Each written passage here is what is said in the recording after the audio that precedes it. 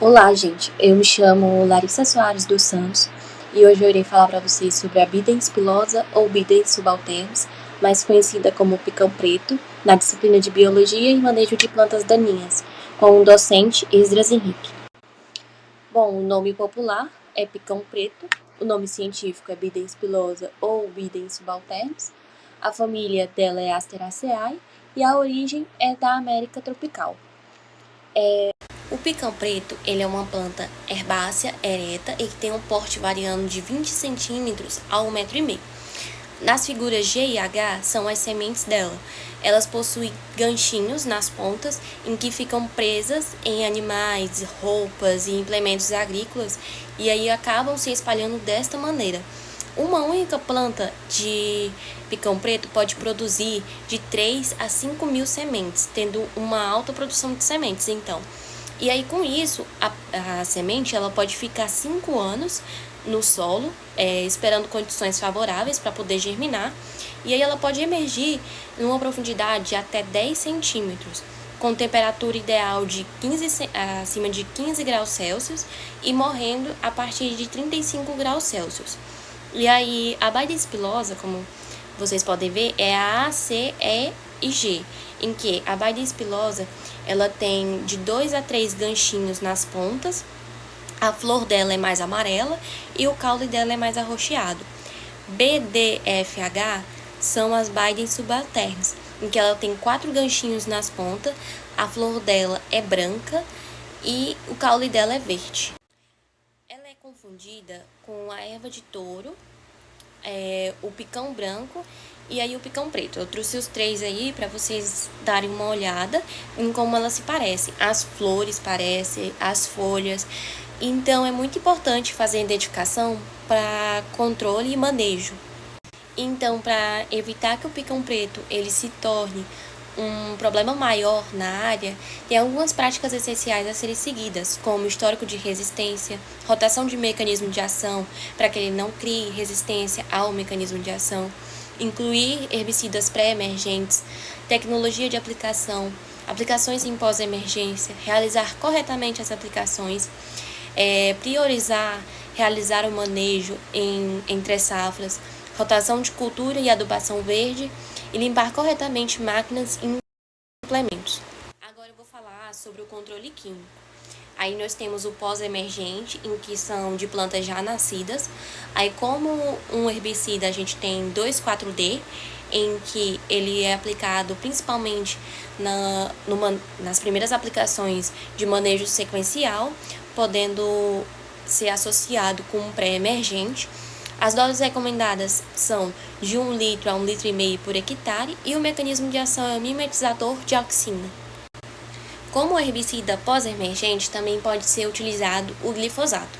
Só que a Embrapa já emitiu alguns casos de resistência do picão preto com o glifosato e então não está sendo mais tão recomendado assim. E aí, quando eu falei da identificação, que ela era importante, é justamente por conta disso. A erva de touro, ela não criou resistência ainda ao glifosato, então se você não fizer uma correta identificação da planta, identificar que é erva de touro, sendo que é picão preto, e recomendar glifosato, vai estar errado. E aí, então, as doses recomendadas são de 2 a 3 litros por hectare e o mecanismo de ação é a inibição da EPSP sintase. Aí também tem o glufosinato de amônio, em que ele é mais utilizado no manejo sequencial para controlar a rebrota de plantas grandes e também quando tem 2 folhas. As doses recomendadas são de 2,5 litros a 3 litros por hectare e o mecanismo de ação é a inibição da enzima glutamina sintetase, GS. Tem também como pós-emergente o saflufenacil, em que ele também é aplicado no manejo sequencial para controlar a rebrota e quando as plantas apresentam 2 folhas. As doses recomendadas são de 35 a 70 gramas por hectare. O mecanismo de ação é a inibição da enzima protoporfironogênio oxidase, PPO. Como pós-emergente também tem o tricopir, em que ele pode ser também utilizado nas primeiras aplicações do manejo sequencial associado com glifosato ou pré-emergentes. As doses recomendadas são de 1,2 a 2 litros por hectare e o mecanismo de ação é mimetizador de auxina. Aí tem os herbicidas pré-emergentes, que são utilizados para controlar o banco de sementes. Aí tem o flumioxazin, com ação residual.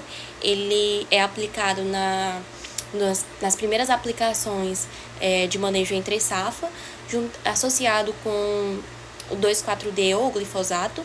E aí também pode ser utilizado no sistema aplica e plante da soja. Eles têm a dose recomendada de 40 a 100 gramas por hectare.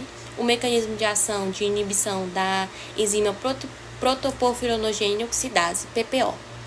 Como pré-emergente também temos o sulfentrazone, em que ele também tem ação residual, também pode ser utilizado nas primeiras aplicações do manejo entre safra e associado com herbicidas sistêmicos. Ele tem seletividade para soja e aí as doses recomendadas são de até meio litro por hectare e o mecanismo de ação é inibição da enzima protoporfironogênio oxidase, PPO.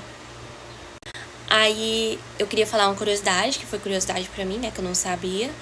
Provavelmente as pessoas mais idosas que sabem que o chá do picão preto utilizando as folhas e as flores, elas têm ação anti-inflamatória, antioxidante, relaxante muscular e antimicrobiana, podendo ajudar até doenças como infecção urinária, reumatismo, diabetes, hipertensão, malária, dor no estômago e herpes.